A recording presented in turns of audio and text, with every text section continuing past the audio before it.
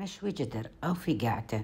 وصفة سهلة وما تحتاج مجهود ولذيذة. نبتدي بسم الله، نتبل اللحم والبصل، نفركهم عدل. راح أكتب لكم تحت البهارات. نقلي اللحم على الوجهين ونشيله على جنب ونشيل الزيت. نحط كمية وفيرة من البصل وبعدين شرايح طماط حسب الرغبة وفلفل وثوم وزنجبيل، ثم اللحم والبصل وخليها على نار هادية ساعة ونص بعدين نملح.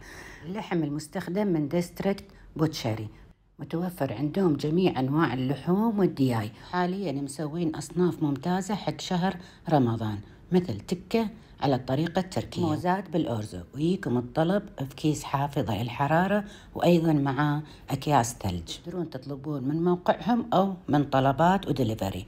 نرجع حق وصفتنا. بعد ما استوى اللحم أضفت عليه العيش مسلوق نص استواء، رفعته على النار لمدة نص ساعة، وهذه النتيجة النهائية وبالعافية.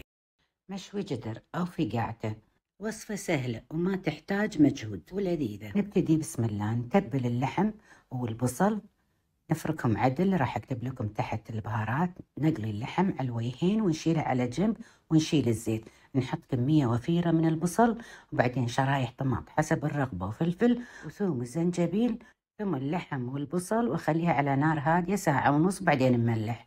اللحم المستخدم من ديستريكت بوتشري، متوفر عندهم جميع أنواع اللحوم والدياي. حاليا مسوين أصناف ممتازة حق شهر رمضان، مثل تكة على الطريقة التركية، موزات بالأرزو، ويجيكم الطلب في كيس حافظة الحرارة وأيضا مع أكياس ثلج. تقدرون تطلبون من موقعهم أو من طلبات ودليفري.